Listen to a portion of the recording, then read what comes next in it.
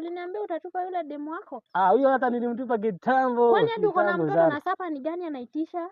Mtoto alikuwa wa jirani. Mtoto alikuwa tu wa jirani hapo. Mtoto wa jirani aje shwali? Si amekuitisha za sapa. Kwani jirani anakuitisha sapa? Alikuwa ni simu yake. Alikuwa anataka kuchukua. Akaconfuse.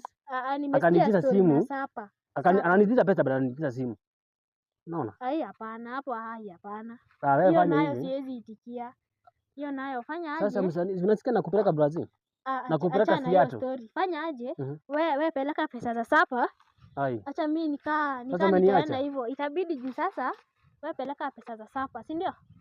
Wewe peleka pesa. Hiyo nayo hapana. Haiwezi enda hivyo. Wewe ulikuwa umeniambia ati utatupa yule demu wako. Si nilimtupa. Kwani hadi akona mtoto?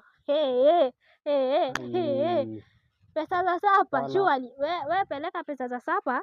Wewe tunaonana maisha, si ndio? Hapana. Wewe peleka pesa za sapa. Unasema kikuja nikwambie basi. Niambie. Tu nikubali tu vile niko, unajua? Si kwa nimemtupa kabisa. Unaona? Sasa ndara nimtupa kabisa. Hapana. Wewe akuendangi hivyo. Tulikuwa tumeongea wewe umtupe kabisa. Sasa nimesikia amekuitisha sapa. Hiyo ni story gani shwali? Hiyo nayo iwezekani. Wewe tutaonana maisha ama? Kwa heri ya kuonana, si ndio? Hata amepiga tena? Huyu ni maadhe. Wewe tutaongea baadaye. Huyu ni maadhe anapiga. Wewe tutaongea baadaye.